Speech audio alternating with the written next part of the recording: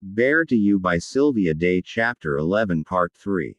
Before listening, don't forget to like, share, and subscribe. Thank you.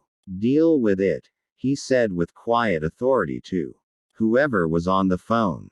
It'll be next week. Before I can get out there, and waiting will set us back further. Stop talking. I have something time sensitive on my desk and you're keeping me away from it. I guarantee that's not improving my disposition.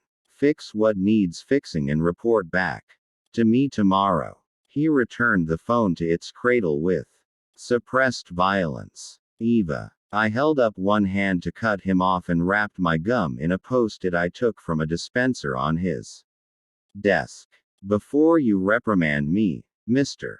Cross, I want to say that when we reached an impasse in our merger discussions at the hotel yesterday, I shouldn't have walked out.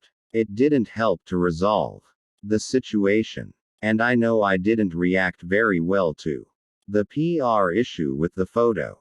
But still, even though I've been a naughty secretary, I think I should be given another chance to excel. His gaze narrowed as he studied me, assessing and reevaluating the situation on the fly.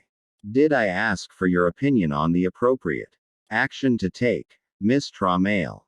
I shook my head and looked up at him from beneath my lashes. I could see the lingering frustration from his phone call falling away from him, replaced by his growing interest and arousal. Hopping down from the desk, I sidled closer and smoothed his immaculate tie with both hands. Can't we work something out? I do possess a wide variety of useful skills. He caught me by the hips. Which is one of the many reasons you're the only woman I've ever considered for the position. Warmth flowed through me at his words. Boldly cupping his cock in my hand, I fondled him through his slacks. Maybe I should reapply myself to my duties. I could demonstrate some of the ways I'm uniquely qualified to assist you. Gideon hardened with delectable swiftness. Such initiative, Miss Trammell. But my next meeting is less than 10 minutes away. Also, I'm not accustomed to exploring job enrichment opportunities in my office. I freed the button of his fly and lowered his zipper. With my lips to his jaw, I whispered, if you think there's anywhere I won't make you come, you'll have to revisit and revise. Eva. He breathed, his eyes hot and tender.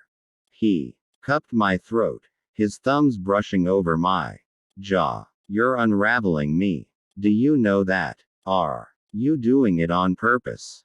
I reached inside his boxer briefs and wrapped my hands around him, offering up my lips for a kiss. He obliged me, taking my mouth with a fierceness that left me breathless.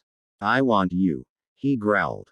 I sank to my knees on the carpeted floor, pulling his pants down enough to give me the access I needed. He exhaled harshly. Eva, what are you? My lips flowed over the wide crown. He reached back for the edge of his desk, his hands curling around the lip with white-knuckled force. I held him with both hands and mouthed the plush head, sucking gently. The softness of his skin and his uniquely appealing scent made me moan. I felt the vibration ripple through his entire body and heard a rough sound rumble in his chest.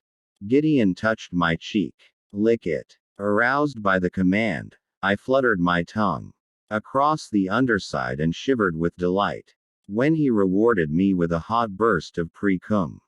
Fisting the root of him with one hand, I hollowed my cheeks and drew rhythmically, hoping for more. I wished I had the time to make it last. Drive him crazy. He made a sound filled with the sweetest agony. God. Eva, your mouth.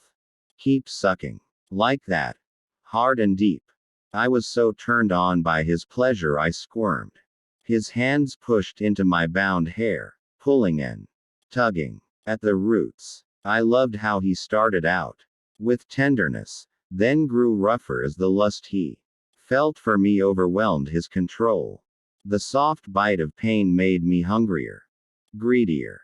My head bobbed as I pleasured him, jacking him with one hand while I sucked and stroked the crest with my mouth. Heavy veins coursed the length of his cock, and I slid the flat of my tongue along them, tilting my head to find and caress each one. He swelled, growing thicker and longer. My knees were uncomfortable, but I didn't care. My gaze was riveted to Gideon as his head fell back, and he fought for breath. Eva, you suck me so good.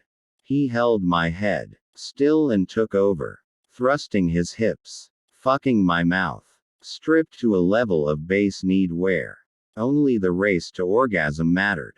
The thought made me crazed, the image in my mind of how we must look, Gideon in all his urbane sophistication, standing at the desk where he ruled an empire, stroking his big cock in and out of my greedy mouth.